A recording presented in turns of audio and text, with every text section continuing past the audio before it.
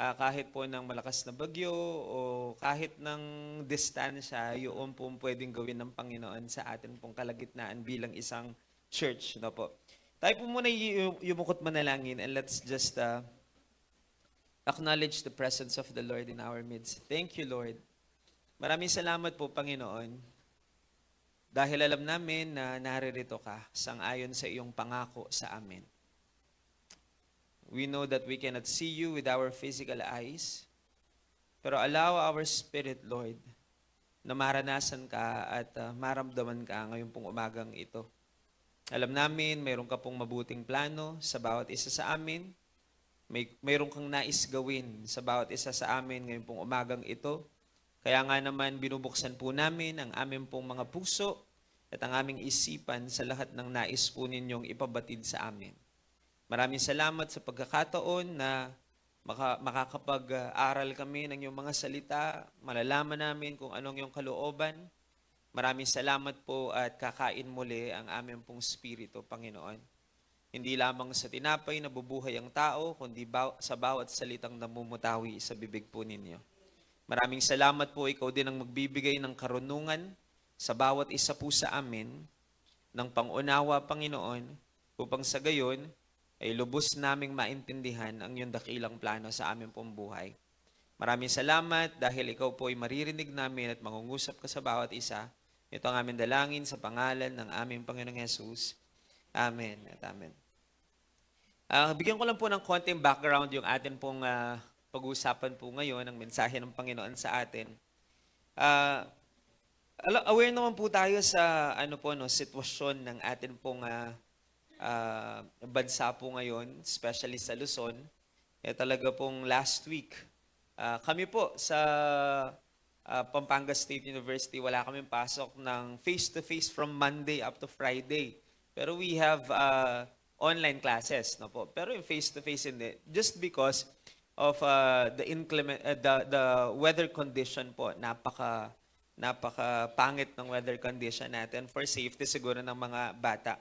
At alam ko po na pare-pareho naman tayo na naranasan na klima. Sino po dito pala yung may cellphone? Pakitaas nga po kamay. Majority of us na mayroon tayong mga cellphones. So, konting background lang po, bakit po ito at saan po nanggaling, ano po ginamit ng Panginoon para po ilagay ito sa aking puso para sa ngayong umaga. Kung may cellphone po kayo, I think po, majority of us nakatanggap ng warning at saka message alert from NDRRMC. Palagay ko po, medyo relate tayo ngayon. Ano nga yan? Nag-post po ako ng picture dyan. Ganyan po siguro yan, no? NDRRMC. If you have your cellphones, medyo siguro nagtataka kayo, paano nalaman ni NDRRMC yung number po ninyo at bakit po lagi, no? At madalas po siyang nagme-message sa atin this past week, no po. Marami po akong naririnig patungkol dyan na nag-message na naman si NDRRMC. Alam ko po yan. Kasi po kami rin po, sa mga cellphones na meron kami sa bahay, lagi pong tumutunog yan. At minsan, hindi na nga namin tinitignan kasi alam namin na pagka yung tunog, there is a distinct sound na alam mong warning siya ni NDRRMC, no po. Marami po ako naririnig, medyo naiirita sa paulit-ulit na pag-alarm ng kanilang mga cellphones, no po. Yung himbing na yung tulog mo, pagkatapos po biglang tutunog yung cellphone mo, alam mo naman naka-silent mode. Ewan ko po ba? Ano po ba yun? By default po ba na talagang ang cellphone natin ay kahit pa mahina naman yung volume, pero bigla, magigising kan talaga. Kaya po marami akong naririnig na di ako pinatulog ni NDRRMC. Komportable ka na sa kama, tapos bigla pong mag-a-alarm. May magre-ring, may kasama pang vibrate yun Kung mapapansin po ninyo, kaya talagang hindi mo pwedeng hindi kunin at siguro po pindutin o patayin. No po? Yung iba dahil sa sobrang dami at paulit-ulit, hinahayaan na lang at para bagang naging normal na lang. Pero ako po, marami akong naririnig, nagmamasid-masid po kasi ako lagi Naririnig ko lagi, marami po this week, no? Mga ilang tao akong narinig na talagang nagrereklamo sila. Hindi daw sila nakatulog kasi may mga tao po na pag naputol ang tulog ng madaling araw, hindi na po mahahabol yun. No po, may mga ganon. Ah, Maririnig ka, hating gabi, hindi mo naman sinet yung alarm mo. Alam mo namang wala kang alarm na sinet. Pero tinignan mo ang cellphone mo, NDRRMC, red rainfall warning, orange rainfall warning, no po, yellow rainfall warning. Yan po yung mga mababasa po natin. After ng ilang minuto, may isa na namang alert. Tapos may isa pa. At maririnig mo talaga ang marami, ayan na naman si NDRRMC. Parang naiirita na yung marami sa kauulit, kauulit. At minsan po alanganin pa ang oras. No po, walang pinipiling oras. Kasi po sa amin, sa trabaho, meron kaming sinusunod na oras para i-message o makapag-message kami para sa mga estudyante o kaya sa mga co-teachers namin. For us, professionalism ang tawag po doon. Of course, hindi ka mag-chat tsaka magte-text ng madaling araw. Maliban na lang kung talagang ka-close mo. Minsan nga po, kapamilya mo na. Halimbawa po ako, no? Nasa ibang bansa po yung aking mga magulang.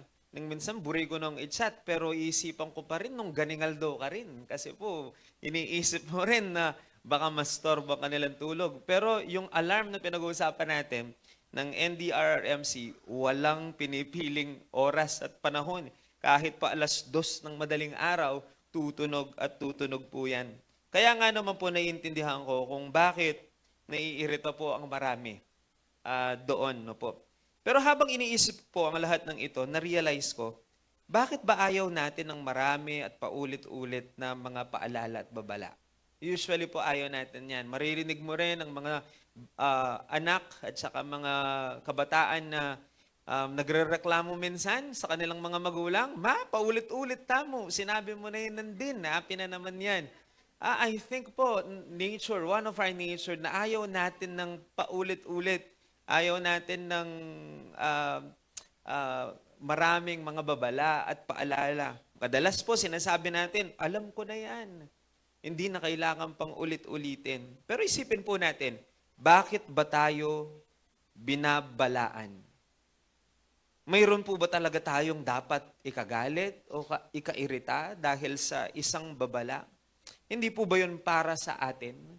Para bagang nagiging negative yung dating sa atin kasi po naistorbo tayo. Pero kung pakaisipin po natin, bakit ba may warning? Bakit paulit-ulit? Bakit kailangan tayong paalalahanan?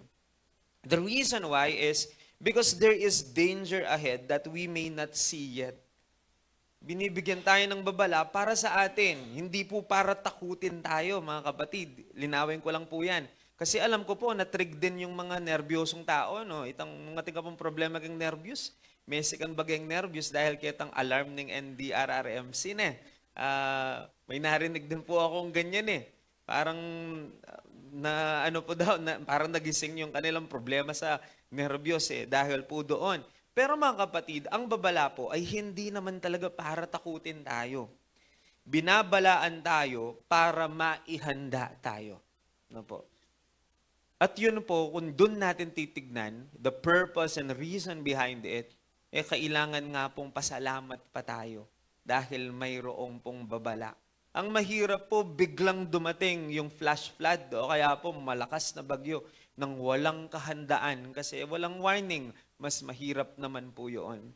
I remember po noong panahon po na wala pang cellphone, wala pang computer, napakahirap po niyan kasi ang warning natin noon, though may signal number ganito, signal number ganyan, pero minsan kahit wala tayong signal, biglang may malakas na bugso ng hangin at malakas na pag-ulan.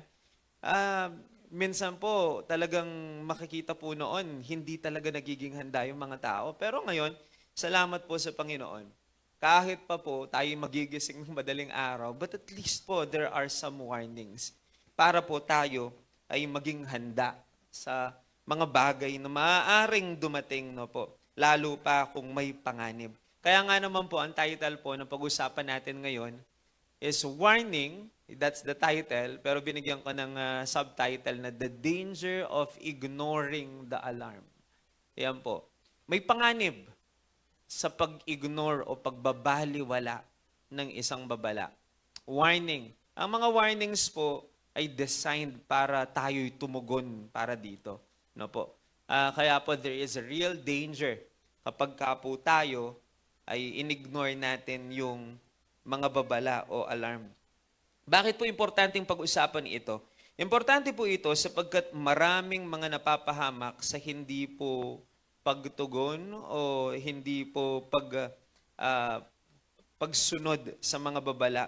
Ilang beses na po ba tayong napahamak dahil po sa pagbabaliwala natin sa mga babala? Meron po kaya dito na naranasan po natin na malagay tayo sa isang sitwasyon na alanganin o napahamak tayo dahil lang sa pagbabaliwala ng mga babala. Naalala ko po, pagka po bata, no? Siyempre po, hindi naman natin masisisi pagka bata, hindi pa naman po ganun ka-develop ang kanila pong cognitive skills, no? Kadalasan po, tayo mga matatanda, marami tayong babala pagka sa mga bata. Sinasabi natin, don't touch that, wag mong hawakan yan, mainit ito, mapapaso ka, wag mong hawakan yan, may kuryente dyan, etc. po, no? Ingatan mo, mag-ingat ka dyan kasi baka masugat ka. There are so many things na kailangan mo talagang sabihin. In fact po, bilang magulang, kung bata pa po yung anak, kahit po yung mga dapat common sense na lang, ay binabalaan pa rin natin. Katulad po ng don't touch that, it's hot. Parang ganoon. Sa atin pong mga matatanda, hindi na dapat pang sabihin yon. Alam mong yung pwede kang mapaso, hindi mo na hahawakan. Pero sa mga bata, kailangan mo talagang ulit-ulitin. Pero ewan ko po kung naranasan na ninyo nung bata po kayo, na natuto tayo in a hard way. No po, marami tayong natutuhan dahil lang sa pagbabaliwala ng babala ng ating mga magulang. Sinabi na ng mga magulang, medyo mag-ingat ka sa mga pipiliin mong kabarkada. Ayun, nakipagbarkadahan ka, tapos napahamak, at marirealize mo na lang sa bandang huli na talagang dapat pala nakinig tayo at tumalima tayo doon sa mga babala. Lalo pa po kung nagbibigay ng babala, ay alam naman nating walang masamang hangarin para sa atin at para sa ikabubuti po natin. So napakahalaga pong pag-usapan ito dahil napakaraming napapahamak dahil sa hindi lamang pagsunod o pagbabaliwala sa mga babala. We often get into difficult situations by ignoring or not paying attention with warnings or reminders that people tell us. Usually po, there is a warning before things happen. Pero kung hindi natin, bibigyan ng pansin o babaliwalain natin, talaga pong may consequences lagi yon. Pero pansinin po ninyo, halos lahat ng bagay na mangyayari pa lang, usually may warning. Katulad po ng mga cellphones po ninyo, bago po mamatay yan dahil wala ng power yung battery, bago po yung battery goes dead, you will get a warning. Di po ba? Mayroong sa cellphone natin na magbibigay ng warning na low bat. Nasa sa iyo kung anong gagawin mo sa warning na yon. Kung yun po ibabaliwalain mo, sigurado po, mamamatay yung cellphone mo. Pero salamat na lang, pag namatay, matcha-charge mo lang ulit. Ang mahirap po niyan, pag namatay, ayaw na sumindi. Yun yung medyo mahirap. Pero there are consequences kapag hindi tayo, sumunod o kaya naman wala tayong ginawa o binaliwala natin yung mga warnings. There are always consequences. Sa mga mayroon pong sasakyan dito, di po ba, bago mag-run out of gas yung ating mga vehicle, may warning muna yan. Minsan ayaw natin nakikita yung warning na yan kasi gagastos ka na naman, no po? Napakamahal na pa naman ng gasolina ngayon. Lalo na po kung nasa pang 4-wheel ka, hindi ko na po maalala kung kailan ako nagpagas ng below 1,000. Kasi po pagka nagpagas ka ng below 1,000, isang biyahe lang yun, wala na. So, pag nakikita ko po yung warning, mixed emotion Parang ayan na naman yung warning na to. Minsan sinisisi po natin yung warning na para bagang negative siya. Pero pag inisip natin ulit, ano bang gusto natin? Walang warning? Kabud niya tumirik yung kaya kang sakit na makanta na mo? Just try to imagine. So we can thank the Lord for each and every warning. Kasi po, nabibigyan tayo ng pagkakataong maghanda at mapigilan man lang yung mga impending na mga pwedeng mangyari na pagsisisihan natin. No po? So napakaganda pong pag-usapan nito. Gusto ko lang pong tignan natin ang mga warnings at babala as positive kasi nga po may purpose naman talaga sila. Ang tanong lang po dito ay ganito. Ang tanong po, ano pong ginagawa natin pagka po nakaka-receive tayo ng mga warnings? Naghahanda po ba tayo? May ginagawa ba tayo? Kasi po kung naka-receive tayo ng warning, nabasa mo yan, naintindihan mo naman, tapos wala kang ginawa, anong kwenta ng warning? Ano po? Parang wala lang. Pero ang totoo po, may purpose lagi ang warning. No? Kadalasan po, ewan ko po kung mag-agree kayo, kadalasan po, di tayo marunong sumunod. Kaya kailangan po katulad ng umagang ito, ng mga paalalang katulad nito para sa atin. Kasi po, kadalasan by nature, hindi tayo marunong sumunod. Mabilis tayong magbaliwala sa mga warnings po. No? Halimbawa po, simpleng bagay lang, sample lang po sa mga Pilipino. No? Di po ba napakaraming nakapaskel, lalo na sa Manila, yung bawal tumawid. Ano? Hindi lang po basta ipinagbabawal yun eh, may warning yun eh. Nakamamatay yan. Isipin po ninyo, tinatakot ka na, mamamatay ka kapag tumawid ka. Grabe na pong warning yun ha. Kamatayan na yung usapin. That's a warning. No. Bawal tumawid ha, natapos pamatakutan na nakatatalaga. Gusto ko nga po, minsan, pakit na po yung picture, baka dito, mga takutan ka. Pero yung palang word na nakamamatay, it's a warning. It means, po pwedeng mangyari sa inyo yung bagay na yon. Pero makita po ninyo mga Pilipino, wala. Ang mahirap po, tatawid pa kung saan talaga may karatula. Doon pa mismo tatawid. At marami kayong makikitang picture sa internet ng ganyan. Tumatawid yung mga tao, tapos mayroong napakalaking karatula na mayroong babala na bawal tumawid, nakamamatay. Bakit po? Yung po bang karato lang yun ay para mapagod lang tayo kasi iikot pa tayo ng malayo o kaya aakyat pa tayo? Yun na po ba ang reason behind that? Hindi po. Hindi po ba ang reason behind nung babalang yun ay para hindi tayo mapahamak? Minsan po kasi iniisip natin na parang kabawasan sa atin at kakulangan sa atin kung susunod tayo sa mga bagay pong yun. No? So, feeling kasi natin, nililimitahan tayo at ayaw ng tao yan, yung nililimitahan tayo.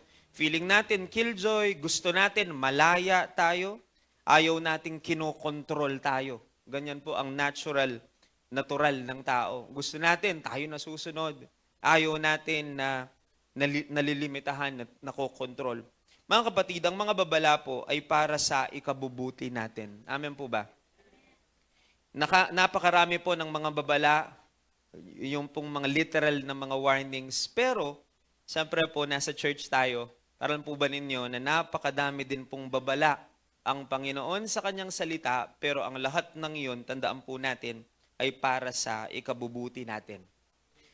Napakarami pong babala ng Panginoon na nakasulat sa Biblia. Ang mahirap po nito, una, maraming di nagbabasa ng Biblia. Kaya paano po nila mababasa ang mga babala?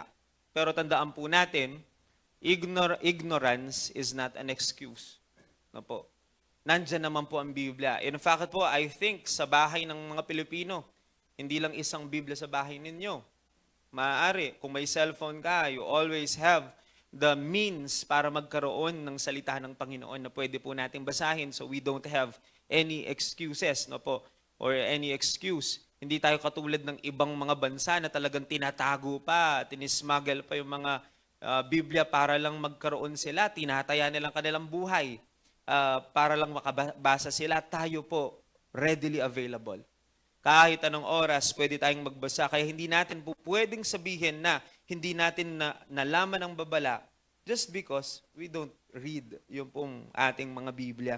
Marami po dyan nakasulat. Many people kasi think that they will survive even if they will not read the yung manual. No? Tandaan po natin, our manual is the manual of our lives is the word of the Lord. Marami po sa atin, kapag bumili tayo ng appliances, ayaw natin binabasang manual, no po? Parang pan-display lang. Kasi isip natin, alam natin, saksak ka agad, tapos pihit ka agad. Sino po bumili ng ref dito, tapos binasa muna ninyong manual? Wala, saksak mo na. Di ba? Bumili ka ng TV, magbasa ng manual? Hindi. Kung may remote yan, may nakasulat, diretso ka agad. Bumili ka po ng blender, di po ba diretso ka agad? Hindi mo alam kung 110 yan, no? Kaya 220. Sasabog na lang bigla. The reason behind it is, hindi naman po dahil hindi tayo in-inform. Gusto nga tayong i-inform At may mga warnings na nandun. Kaso ang problema, unang-unang problema ng tao, hindi nagbabasa.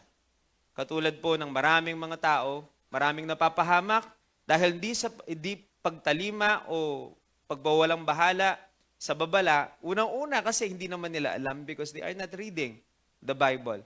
Hindi rin sila nag-a-attend at nakikinig ng pangangaral. So paano nga naman malalaman ng tao kung ano ang mga babala ng Panginoon or warnings ng Panginoon sa atin?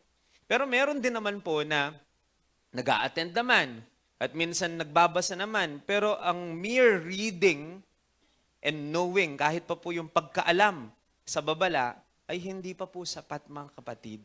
Kasi anong kwenta ng alam mo, nabasa mo, kung wala ka namang ginawa? Nakuha po ninyo? So hindi po natin pinag-uusapan dito na tignan mo, basahin, unawain yung babala. Mahalaga po yun. Pero anong kwenta ng naunawaan mo at alam mo kung wala ka namang ginawa? Ayun po yung medyo masakit na katotohanan po dito. Pero I think po, aware naman tayo na marami talagang ganoon. Most of the time, sama na rin natin ang ating mga sarili. Alam naman natin. Kaso, binabaliwala. Yun po yung medyo mas mahirap. Kasi po, the more you know things, no po, mas malaki ang responsibility natin na sumunod. No po. At alam ko naman po na napakarami nating alam na sa salita ng Panginoon sa tagal naman ng paglilingkod po natin at lakad natin sa Panginoon. No? I think po, kung babala lang, hindi na tayo kulang sa kaalaman patungkol dyan. Siguro po ngayong umaga, ang tanungin natin ay, ano po bang ginagawa natin sa mga alam nating sinasabi ng Panginoon o mga babalang narinig na natin, no po? Para bagang pag minsan po, no, ayaw basahin ng marami ang Biblia. The reason is, sabi nila, ang dami daw babala, ang dami daw bawal, ang dami daw ipinagbabawal ni Lord. Narinig na po ninyo yung ganong argument ng marami? Narinig ko na po yan ng ilang beses, ng literal sa mga tao. Ayaw doon nila magbasa kasi puro bawal. Ang feeling po nila, nalilimitahan po sila. Para bagang ang Diyos pa ang masama, kasi nga po, nagbibigay siya ng babala. Kailan pa naging masama ang pagbibigay ng babala? Kaya nga po, nag-intro ako kanina sa minsan po mayroon lang talaga tayong maling tingin tungkol dito. Pero wala talagang masama doon. Kasi parang nagmumukha pang masama ang Diyos sa mata ng marami. Kasi madami daw siyang ipinagbabawal, marami raw warnings. Mga kapatid, tanong lang po, ipagbabawal ba ng Diyos ang isang bagay na makakabuti sa atin? Hindi. Pag pinagbawal niya, ang ibig sabihin, ito'y para protektahan tayo, mga kapatid. At yan po, ang dapat po nating itanim sa ating isip at sa ating pong puso. Ang mga babala po ay para paalalahanin tayo, para proteksyonan tayo, at para pangalagaan tayo. Kaya kailangan tayong magpasalamat kapag ka po may mga warnings na gano'n. No po? Ayan. Dapat nga pong magpasalamat nga tayo sapagkat ayaw ng Diyos na mapahamak tayo. No po? Example lang po, warning ng mga magulang. Nabanggit ko na po yan kanina.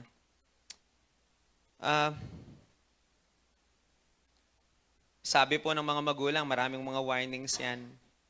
Pero alam po natin, naging anak din tayo.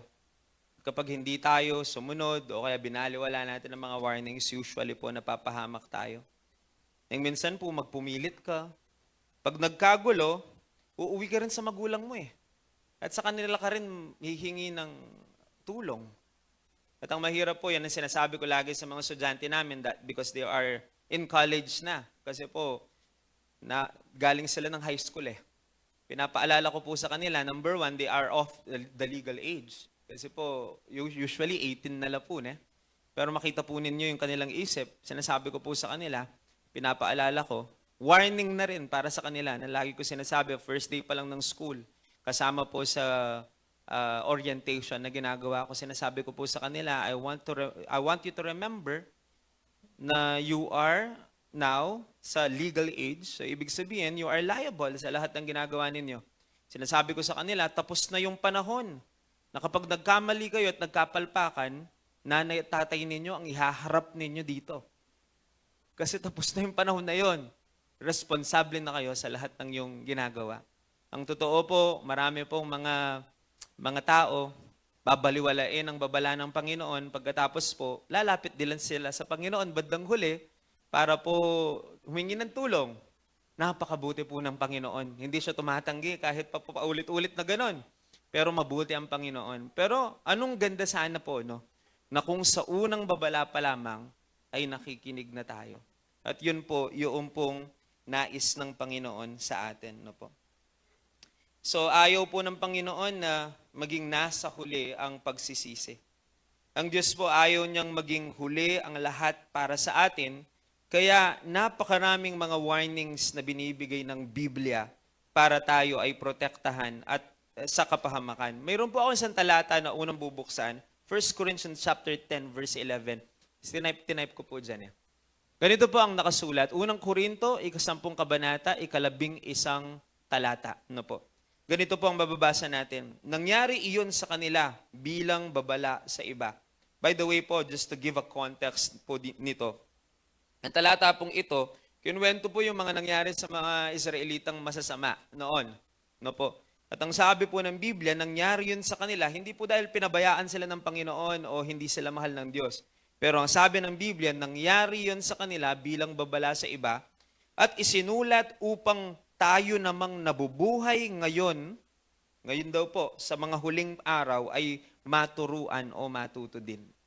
So in other words, sinasabi po ng talatang ito, may mga bagay na nakasulat sa Biblia na talagang sinadya ng Diyos na maisulat yan upang sa gayon tayo sa ating kapanahunan, tayong mga tao na nabubuhay ngayon sa mga huling araw, kabilang po tayo doon, ay maturuan at matuto mula doon. So there are many things written in the Bible, mga pagkakamali ng Israel, mga consequences ng kanilang mga naging maling desisyon, na nasa Biblia lahat yan, inilatag lahat sa salita ng Panginoon, upang sa gayon daw maging babala ito sa atin at sa iba, at sa atin na mga tao ngayon na nabubuhay sa huling panahon ay matuto mula rito. So ibig sabihin, there are things na talagang sinulat para maging warning for all of us. No po. Iyan po yung nakasulat po dyan. Imagine po ninyo, someone receiving a warning, for example, from NDRRMC na red rainfall warning. Ibig sabihin, pag may warning na gano'n, we are expecting heavy rains. Na po. At kung halimbawa, ikaw po ay nakatira at kayo'y nakatira sa tabi ng ilog halimbawa, siyempre po, may gagawin ka. Ano po? Kasi nga po, binabalaan na tayo. Pero just try to imagine someone receiving that at nasa medyo lugar na mapanganib. Pero ang response niya ay, warning lang naman to tuloy ko na lang ang tulog ko. Just try to imagine if that's the case, no po. Then he continues what he's doing or natulog siyang muli. The problem now is not he did not receive the warning. Hindi yun ang problem kasi na-receive nga niya. Alam po ninyo ang problema? The problem is that he received the warning but refused to respond on it. That's the problem now. The warning is not the problem, yung pagtugon natin ang nagiging problema. And sometimes ganun din po tayo spiritually, hindi po ba? God sends warning through His Word, through preaching, through correction of other people, through conviction in our hearts. Marami pong paraan ng Panginoon para magbigay siya ng warning, no po? Pero siyempre po, the number one is yung ating pinaka-authority po dito ay ang salita ng Panginoon. Pero the Lord can also give warning through preaching, through correction, through conviction, through circumstances, through people who love us enough to tell us the truth. Sometimes po, gumagamit ang Diyos ng tao para tayo po ay balaan. No po? But sometimes we say, ang reaction lagi ng tao ay, alam ko na yan, okay lang ako dito.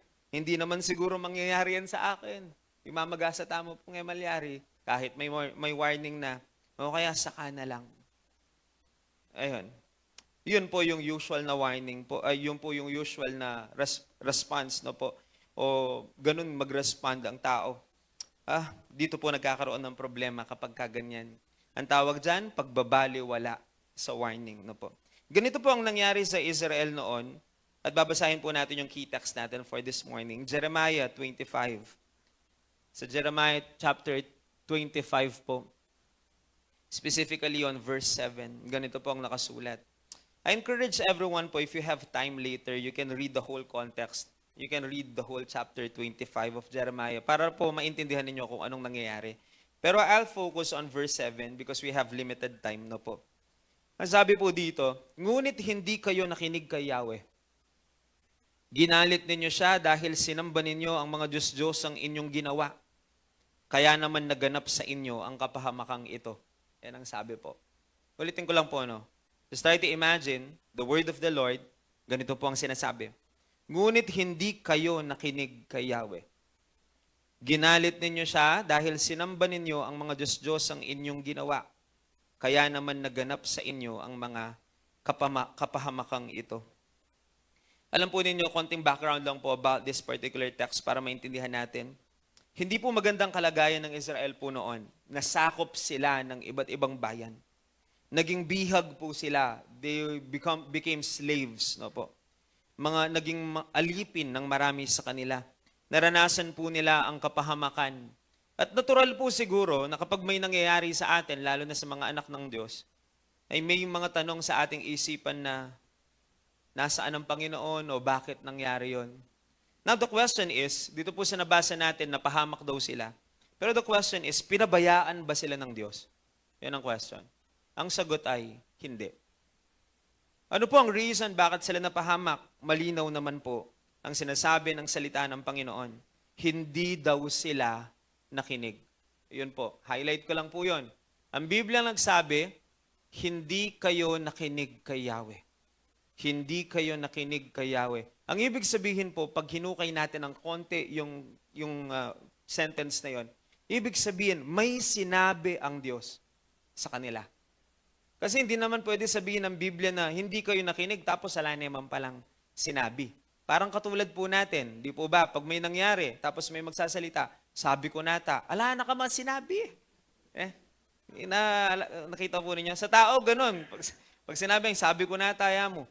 Sinarili mo Siguro yung isip mo po, ating kang balo, pero wala na ka man kasing nung sinabi mo, sana may kawarning la. Pero kadalasan po, ganun tayo. Minsan sinasabi natin, may sinabi tayo, pero hindi kasi kayo nakinig. Pwede po ba natin sabihin na, ako kasi magaramdam ka na ako, but wala ka naman talaga sinabi. Pero ang Panginoon, pag sinabi niyang hindi kasi kayo nakinig, may sinabi siya. Sigurado. Hindi lang talaga pinakinggan at hindi lang talaga sinunod. Kasi hindi naman magsisinungaling ang Diyos na sasabihin niyang hindi kasi kayo nakinig tapos wala naman pala sang sinabi. No?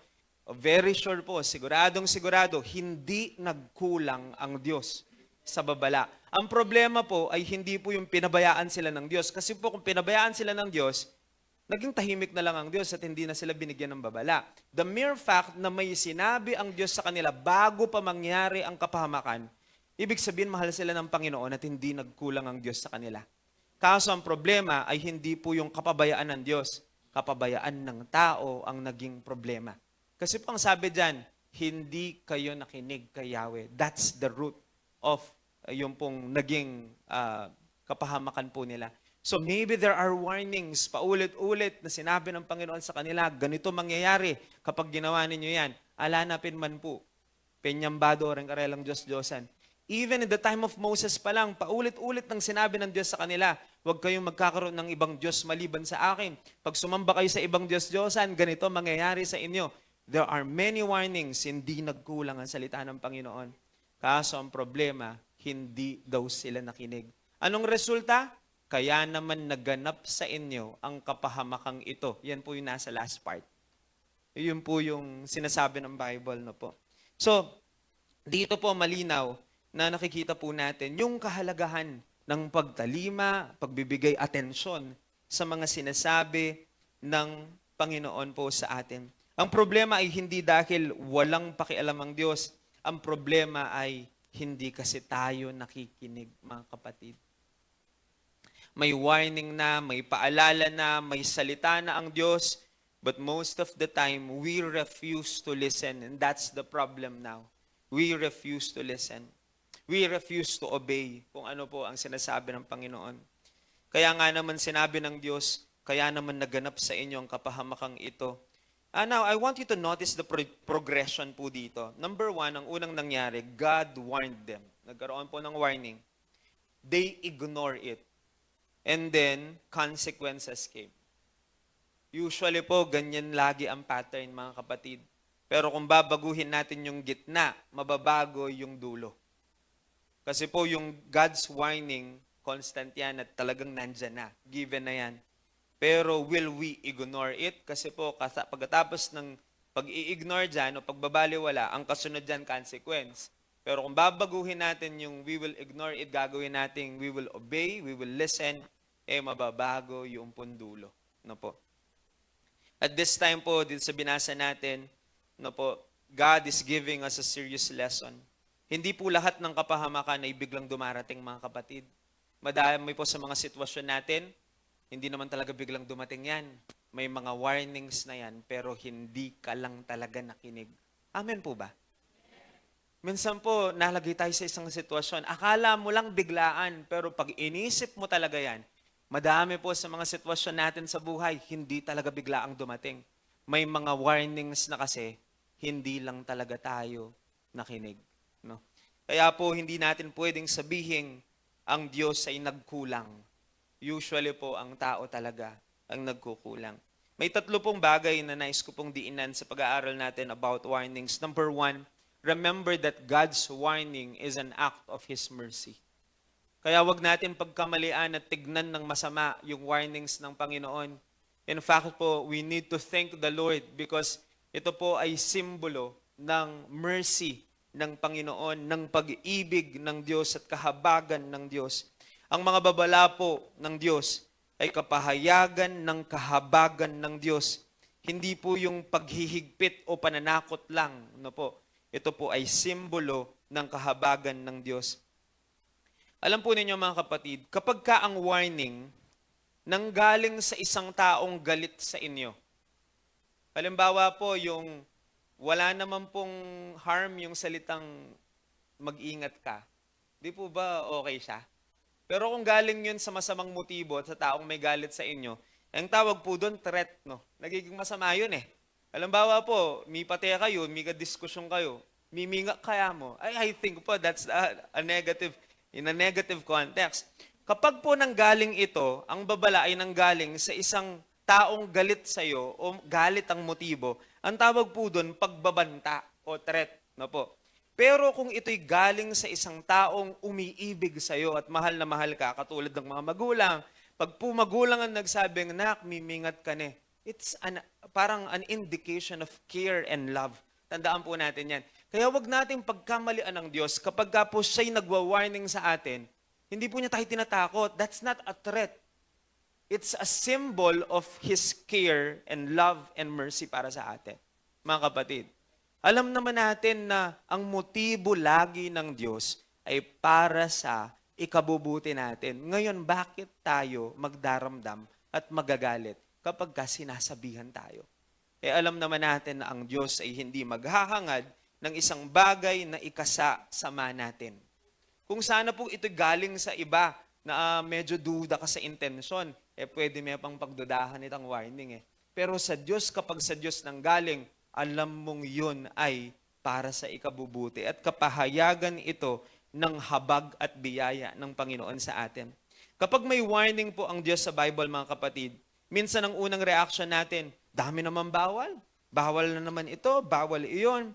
Bakit parang ang Diyos puro bawal? Yung mga ganun po, yung tingin ng marami. Pero sa ating mga anak ng Diyos, pinagpapasalamat nga natin na tayo po ay pinoprotektahan ng Diyos sa pamamagitan ng kanyang mga warnings at babala.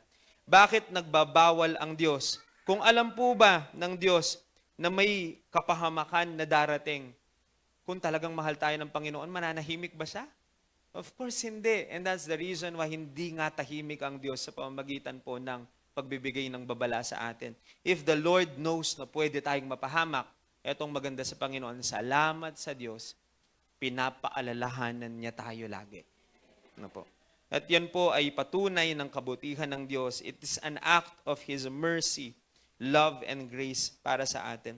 Alam po ninyo, sa diksionaryong Tagalog, tinignan ko yung salitang babala. Hindi ko na nga lang ipinakita dyan eh.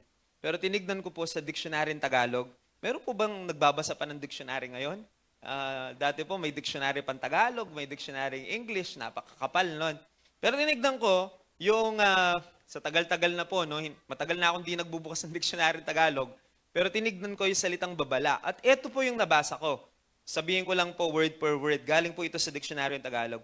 Ang sabi po ng dictionary Tagalog, ang babala ay abiso, paunawa o patalastas mula sa mga taong nasa pamahalaan o lipunan na may layong paalalahanin, proteksyonan at pangalagaan ang mamamayan sa anumang mga panganib na nakaamba dulot ng kapaligiran, kalikasan o kung ano paman. Yun ang sabi. So gusto ko lang pong i-highlight, even the Tagalog Dictionary will tell us na ang babala ay hindi masama. No po? Of course, Bible is our number one authority. But even dictionary will agree na ang layon daw, ang layunin ng babala, ang sabi po dito, word per word na, ang layon nito ay paalalahanin, proteksyonan, at pangalagaan. That's the purpose of warning. Even dictionary, the dictionary, ay nag-a-agree na ang warnings o babala ay para paalalahanan, proteksyonan, at pangalagaan po tayo. Kaya salamat sa Panginoon sa mga salita po niya na nagbibigay sa atin minsan ng babala upang sa gayon hindi tayo talaga mapahamak na po. Yun po ang layon at layunin po nito. Kaya kapag sinabi po ng Diyos na huwag at huwag mong gawin yan, hindi po ibig sabihin ayaw kanyang sumaya, mga kapatid. Ito po ay para protektahan tayo. Minsan, ang ibig sabihin ng huwag ay ayaw kitang masaktan. Minsan yun po yung gustong sabihin ng Panginoon, itinatago lang niya at kinover lang niya sa salitang huwag mong gawin ito. Pero pag tinignan mo talaga, ang gustong sabihin ng Panginoon sa atin, ayaw kasi kitang masaktan at mapahamak. Ako po, ganun ang tingin ko. Pag nagbabasa po ako at sinabi po ng talata na huwag niyong gawin ito, wag na wag gagawin ito, ipinagbabawal ng salita ng Panginoon ito, tinitignan ko yon bilang mensahe ng Panginoon ng pag-ibig para sa akin. No? Kasi po, kilala ko ang Diyos at hindi ako magdaramdam kung paaalalahanin niya ako. At sana po ganun din po lahat tayo. No po?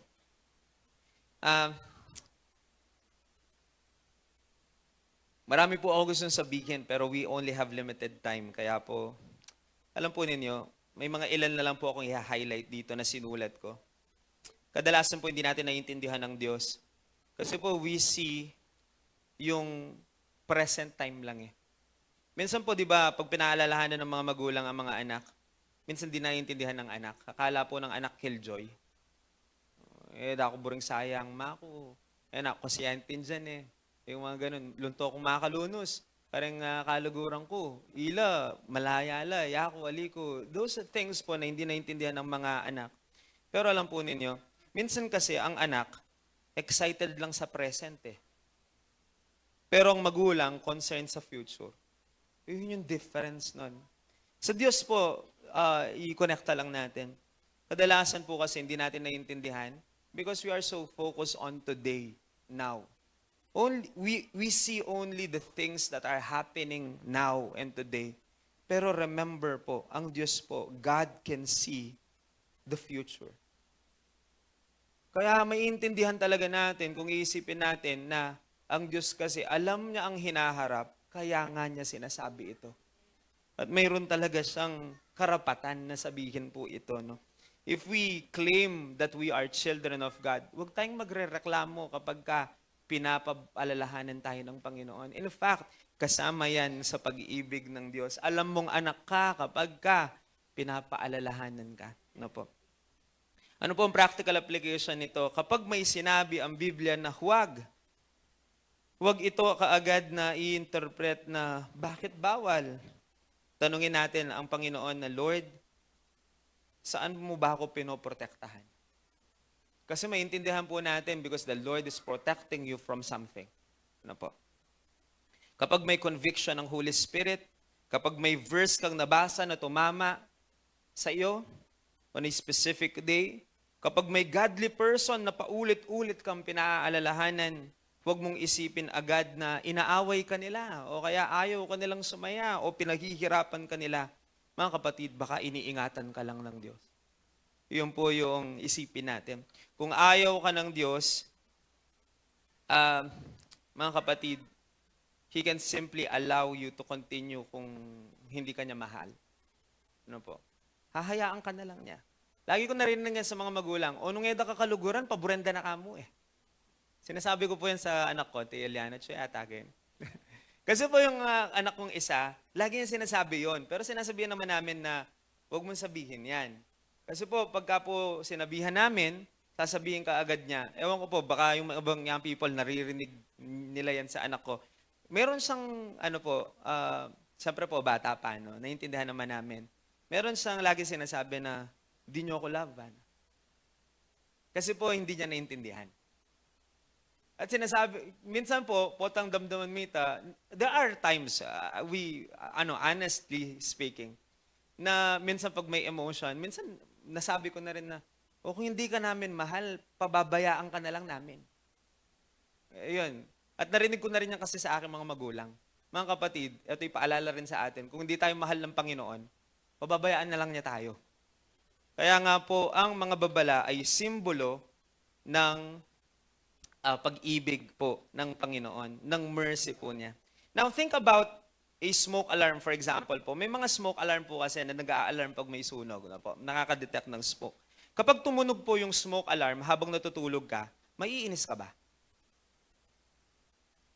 Lagay po ninyo. Ay, tatayo ka, papatayin mo? O kaya kumaka pong martelyo, kapala ko lang, tapos tuloy na lang sa tulog. Hindi po. Actually po, magpapasalamat ka pa nga, ginising ka eh. Doon po natin marirealize that alarm, most of the time, may reason talaga at purpose. The alarm is, yung pong reason ng alarm, ay hindi lang po para bulabugin ka sa tulog mo. Ito po'y para gisingin ka, para ang apoy ay hindi ka po makuha. Alam po ninyo, yung apoy po dito, masusunog lang ang katawan natin, pero mayroon pong klase ng apoy na hindi mo na pwedeng takbuhan, mga kapatid. Kaya nga ang mga babala po ng Biblia, para tayo sagipin sa isang klase ng apoy na hindi na natin pwedeng talikuran pag nandun na tayo. The Lord wants to warn us para hindi po tayo mapahamak, mga kapatid. Mga kapatid, a warning may disturb your peace today so that God can preserve your life tomorrow. Po, pwede rin po yun. The Lord gives warning kahit pa mabulabog ang atin pong tulog o kaya po yung comfort natin, matanggal tayo sa comfort today para lang i-save yung future natin. God is more concerned sa future natin. Kahit hindi pa natin naiintindihan, parang magulang, okay mong muha datang Aldo, aintindihan mo rin. Yan po isasabihin may karang anak. Ganito po ako aintindihan yan, pero ngayon palo ko na, bakit sasabihin tayo karang kaya katanganak niya po. Baling muha baruganda ka nung kailangan. I mean, sa mga men's fellowship po, pinag-usapan namin dati yan sa men's, yung mamarug ka ba, makanano kang magdisiplina. Ako po, namamalo ako. Well, we have different point of view. But may Bible verse po kasi akong nabasa na ganon. Even God, di ba po, pinapalo. Pero hindi naman dahil para sakta ng bata. Ito po yung form of discipline, no po. No. Kaya nga naman po, minsan ng Diyos, alam naman po ng Panginoon, hindi natin maintindihan ngayon. Pero ang importante, yung future kasi. God is much more concerned of the future. No po. Number 2 po, next one, warning requires a response. Ano po? Ito yung sinasabi ko po kanina na ang warning po, hindi lang po nakadesenyo para malaman mo at maintindihan mo o marinig mo. Nagre-require ito ng response. Kailangan mong may gawin. Yan po ang mahalagang tandaan natin. Proverbs 29 verse 1, whoever remains stiff-necked after many rebukes will suddenly be destroyed. Yan ang sabi ng salita ng Panginoon, without a remedy. In other words, whoever remains stiff-necked after many warnings, after na mga ilang babala, ay hindi ka pa nagising o kaya po wala ka pang ginawa, and then suddenly, destruction will come without remedy. Yan ang sabi po ng salita ng Panginoon. Mapansinin po ninyo ang talatang ito. Though may nakasulat na suddenly be destroyed, yung word na suddenly, mabilis po, biglaan, pero ang totoo, pag tinignan po natin ang talata, hindi naman po talaga dumarating ng biglaan talaga yung destruction. Nag-uumpisa yan sa pagiging stiff-necked sa mga rebukes and warning. Alam po ninyo yung stiff-neck? Meron po ba ditong may stiff-neck ngayon? Hindi ka lumingon eh. Winarningan ka na, parang may stiff-neck ka. Hindi ka man lang lumingon. Hindi ka man lang kumibo. No po? Matigas, masyas ka masyadong tundun. Hanapin po, aning kapampangan. Nakamanaparokong Lord, masyas siya masyado yung tundun mo. And sometimes, usually, kapahamakan po ang dulot po nito. Hindi po sapat na marinig lang natin ang warning, mga kapatid. Kailangan itong sundin. No po, kailangan itong sundin. Ito po ang problema ng Israel noon sa atin pong binasa kanina, doon sa ating key text. Ang sabi po ng Diyos, hindi kasi kayo nakinig. Yun ang sabi niya. It means, para sinasabi niyang, nagbigay ako ng maraming warning, you have been parang stiff-necked ka sa mga warnings. Kaya tuloy kapahamakan ang naging dulot. Ito pong talatang ito, no po, yung Proverbs 20 verse 1, ay parang reflection nung binasa natin kaninang nangyari sa mga Israelita na dahil hindi sila nakinig, ay sila po ay nangapahamak. No po. Mga kapatid, tignan po ninyo, halimbawa pang mga cellphones natin, kapag ka po warning yan ng low battery, meron kang choice eh. Anong gagawin mo dun sa warning na yun? Hindi ibig sabihin nakita mo siya, automatic matcha-charge ng cellphone mo. Hindi po ganon. Pwede mo nung makita yan, pero it really depends kung ano po ang gagawin mo doon sa warning. Kasi po kung babaliwalain mo ang warning, sigurado pong mamamatay yung cellphone mo. Sigurado lang yan. That's the consequence of it. No po. Kaya nga po kapag may warning, una, makinig. That's number 1. Ang babala ay nangangailangan ng bukas na puso at tenga. No po, sa Panginoon. Number 2 po, magsisi. Kung may pagkakamali, na konektado doon sa isang babala. Kaya po, warning nga na ka Lord kasi tingkang gagawan palang aliwa. Itong mga nita. Most of the time kasi may mga bagay kang ginagawa, may mga bagay nangyayari sa ating buhay na ayon ng Panginoon. Kaya mababasa minsan natin yung mga babalang yun na connected sa mga nangyayari sa atin. So kung may sin o mga bagay na nangyayari sa buhay natin na konektado doon sa babala, kailangan po magsisi kung may dapat pagsisihan. Ang tunay na pagtugon ay pagbabago ng puso at pamumuhay. Pagkatapos po, hindi lang basta matatapos sa pagsisisi, kundi po dapat matapos ito sa kilos. Kasi kailangan mo rin namang gumawa pagkatapos na magsisi. Ano po? Halimbawa, na nagbigay ng babala ang Panginoon na dapat babala kung hindi ka magpapatawad. Halimbawa, sa mga nagkasala sa iyo, there are verses in the Bible na pwedeng maging bunga ng hindi pagpapatawad. Nabasa mo halimbawa yon at naging babala sa atin. Tapos tinignan mo sa sarili mo, tama, meron nga pala akong mga sama ng loob. Siyempre po, ang normal reaction natin na pag-respond sa salita ng Panginoon, hihingi ka ng tawad. Panginoon, patawarin mo po ako, may mga galit po ako sa puso, at saka po may mga sama ng loob po ako.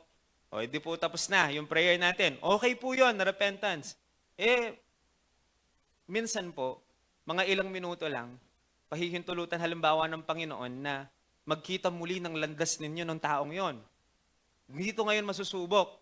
Kasi po, kung totoong repentance mo, dapat may bago. Kasi po, kung nag-repent ka nga, tapos makasalubong mo siya, nisnab mo mga kayo, no?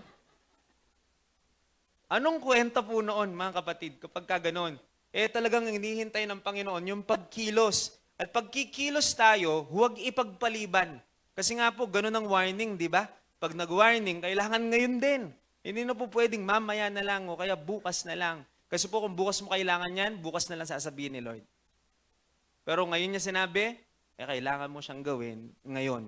Pag sinabi at may nabasa ka sa Biblia, sa pagbabasa mo na magpatawad ka, tignan mong yung puso, may kagalit ka ba? Kasi hindi naman sasabihin ng Panginoon yun kung wala. O kapag ka tumama sa iyon, ibig sabihin, may kagalit ka. O dapat may gawin tayo doon. Ngayon na, kasi po pag wala kang ginawa, makakalimutan mo siya. At walang nangyari. Anti mo na mo pong sinet aside yung babala na pong Lord ka rin. So kailangan po ng action. Kailangang may gawin. No po. Pangatlo po, this is the last one. Ignored warnings eventually become consequences. Tandaan naman po natin, may consequence ang lahat ng bagay. Basahin lang po natin yung specific part, last part, sa Jeremiah chapter 25, verse 7. Hindi daw sila nakinig, according to sa first part ng verse 7, kaya naman naganap sa inyo ang kapahamakang ito.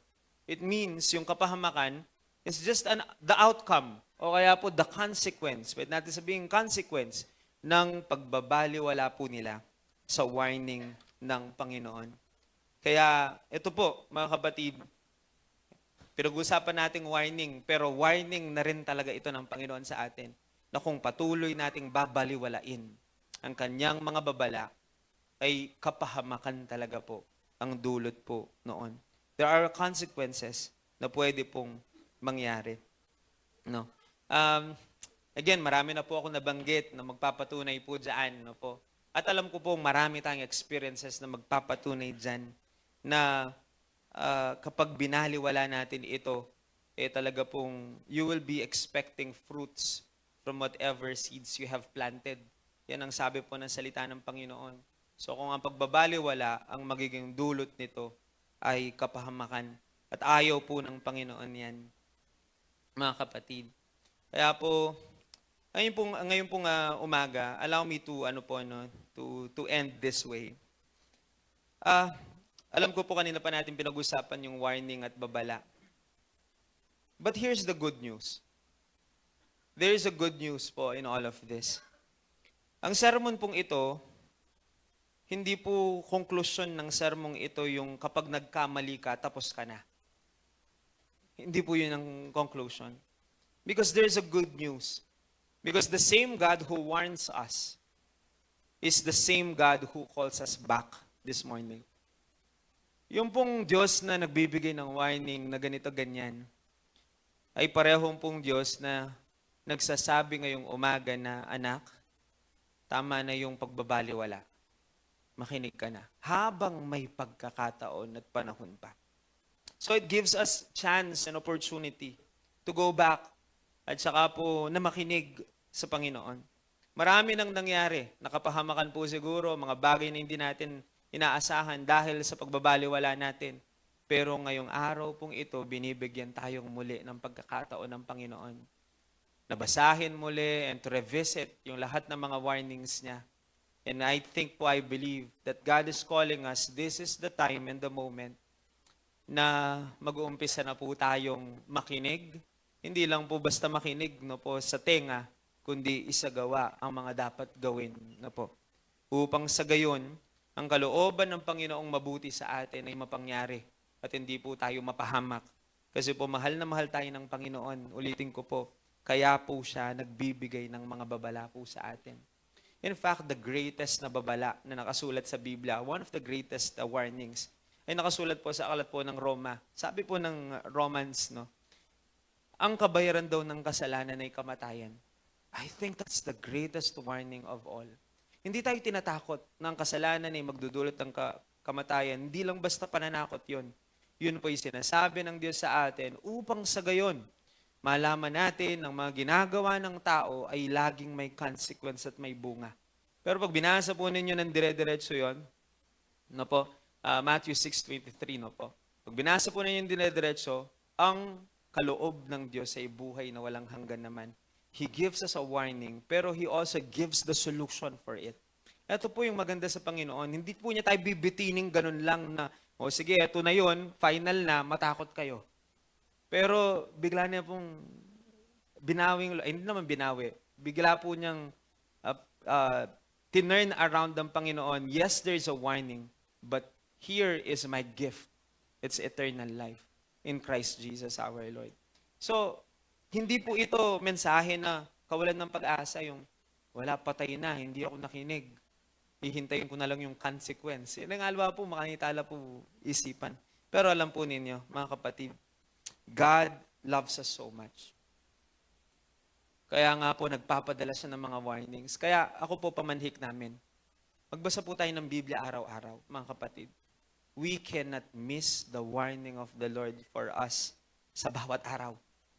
Napakaraming nangyayari sa buong 24 oras. Kailangan mo ng guidance ng Diyos sa bawat oras.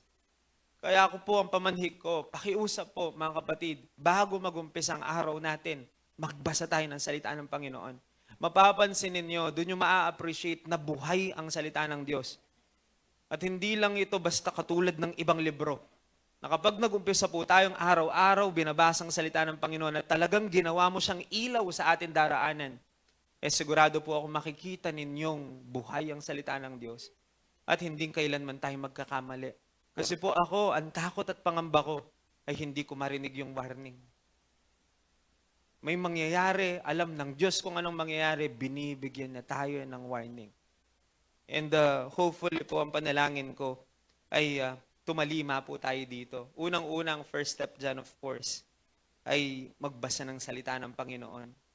Lahat ng pagkakataon na makarinig ng salita niya, samantalahin natin. At pakinggan nating mabuti, baka mayroon pong babala ang Panginoon. At kung meron man, ay bigyan natin ito ng pansin. Maraming mga tao pag nagbabasa ng Biblia, puro pangako ang hina-highlight. Wala naman pong problema dyan. Talagang kailangan, pwede naman talaga nating angkinin at panghawakan ang mga pangako. Pero mga kapatid, huwag sana nating burahin at i-ignore yung mga babala. Kasi hindi lang naman puro pangako ang nakasulat sa Biblia. Maraming babala po dyan na kailangan nating bigyan ng pansin na simbolo at kapahayagan ng pag-ibig ng Panginoon sa atin. Tayo pong lahat ay yumukot manalangin. Let's all pray. Thank you, Jesus. Panginoon, maraming salamat po sa umagang ito. Salamat sa pagpapaalala po ninyo sa amin na marami na po kaming nalaman, nabasa, napakinggan, Panginoon, ng mga salita po ninyo. There are many things, Lord, na alam na po namin. Kaya kung warning lang ang usapan, hindi ka naman nagkulang, Panginoon. At nagpapasalamat po kami dahil tinitignan po namin ito bilang kapahayagan ng iyong kagandahang loob. Kapahayagan ng iyong pag-ibig sa amin. Maraming salamat po, Panginoon. At hindi mo kami basta-basta lang pinapabayaan lang. Binibigyan mo kami ng mga babala, Panginoon, upang sa gayon hindi kami mapahamak. At nagpapasalamat kami ng buong puso sa lahat ng ito. Humihingi kami ng tawad, Panginoon, sa mga pagkakataon na binaliwala namin ang iyong mga salita.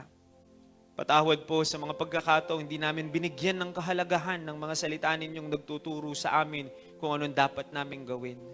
Pero salamat ngayong umaga, ipinaalala po ninyo sa amin kung gaano kahalaga, una ang makinig sa inyo pong mga babala at ang sumunod, Panginoon, sa inyong mga panuto. Salamat po, Panginoon, for giving us a chance again na makabawi po, Panginoon. Marami na kaming kapalpakan, Panginoon. Hindi naman namin tinatago yan. Marami kaming mga bagay na dinesisyon na ayon lamang sa sarili naming pangunawa. Marami kaming mga bagay na ginawa at hindi namin pinakinggan at kinonsider ang mga salita ninyo na nagbibigay sa amin ng guidance. Forgive us, Lord, for the times na we have taken for granted yung mga warnings ninyo at salita po ninyo. Patawarin po ninyo kami.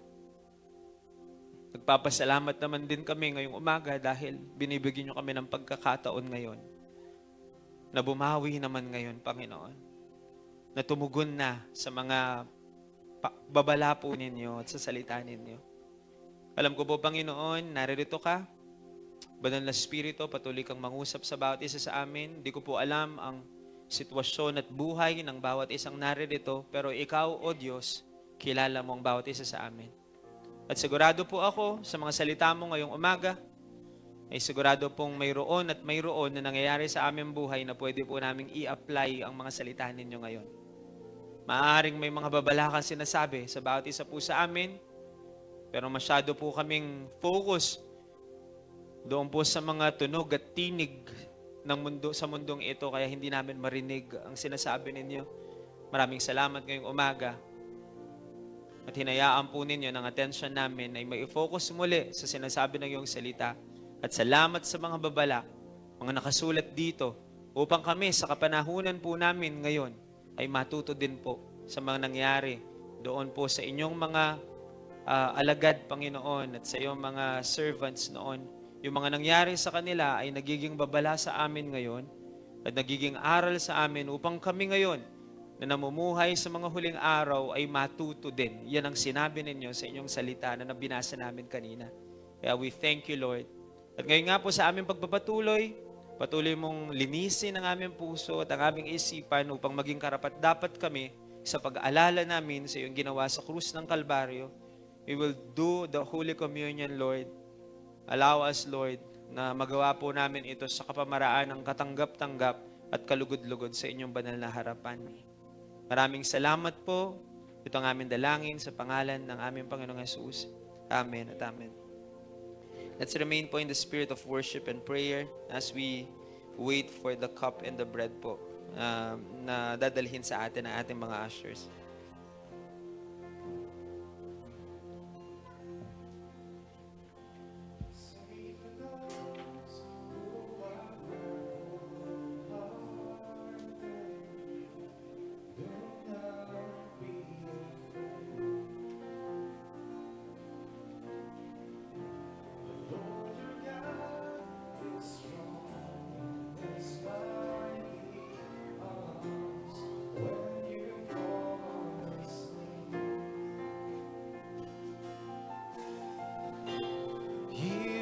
Come and save. He will come